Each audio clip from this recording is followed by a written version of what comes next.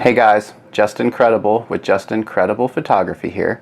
I've got a brief tutorial for you where I'm going to share one of my absolute favorite tricks of the trade, which is how to remove dark circles and bags under people's eyes using Lightroom and Photoshop in a really natural looking way, and it is so very simple to do.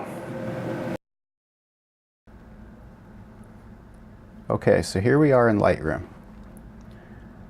I'm going to use this image to show you as an example how to change these dark skin tones here and make them match the tones of the face. I typically do most of my editing in Lightroom. However, in this case, I'm going to be bringing this image over to Photoshop, and that's how I'm going to start.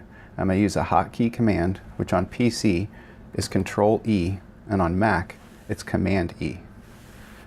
Now the image will open in Photoshop. And so now what I want to do is I want to come over here to the right hand side of the screen, and you're going to see these symbols here. And the top one in the middle is the symbol for New Curves Adjustment Layer. I'm going to click that one time. Now you'll see this box that opened up here. You'll see that we have a new adjustment layer, which is for tone curves. Now I'm going to come to this little emblem here, and I'm going to click it one time. Now I'm going to go up to this new box, and I'm going to choose the top eyedropper, and I'm going to double click that. Now I'm able to choose where I'd like to sample the tone from.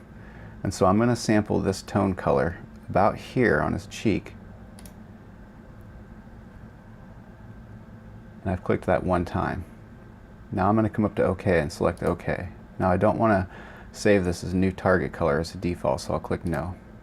Now my next step is to take the eyedropper and choose the tone that I want to replace with the tone that I just sampled. So I'm going to go about here where it's dark in his eye. I'm going to click this one time.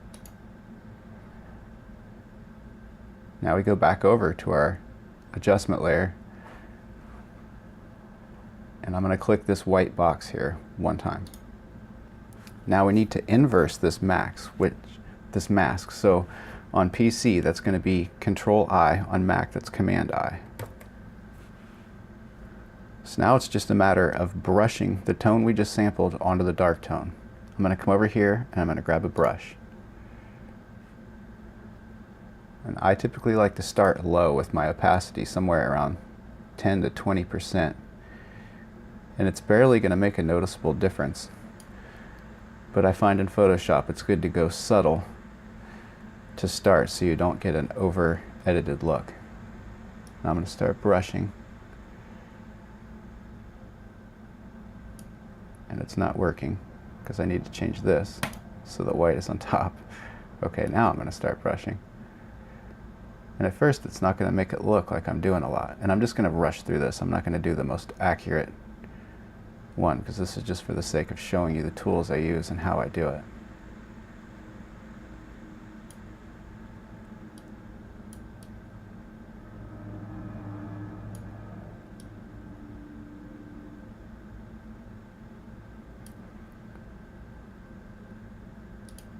You can already see that it's starting to make a tremendous difference.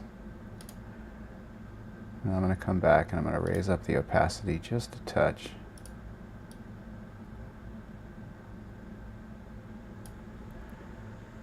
Now you can really start to see where it's all coming together. Now I'm not going to spend a lot of time on this. This is just for the sake of showing you. So let's just say that I was content with this eye. Now if you had circles under the other eye, I recommend starting over and doing the same process again by choosing another tone curves adjustment layer and doing it for the other eye, because the tones aren't necessarily going to be the same tones you wanted to use over here. And then when you're done, or you're happy with the results, to bring it back to Lightroom, you simply go up to File, choose Save,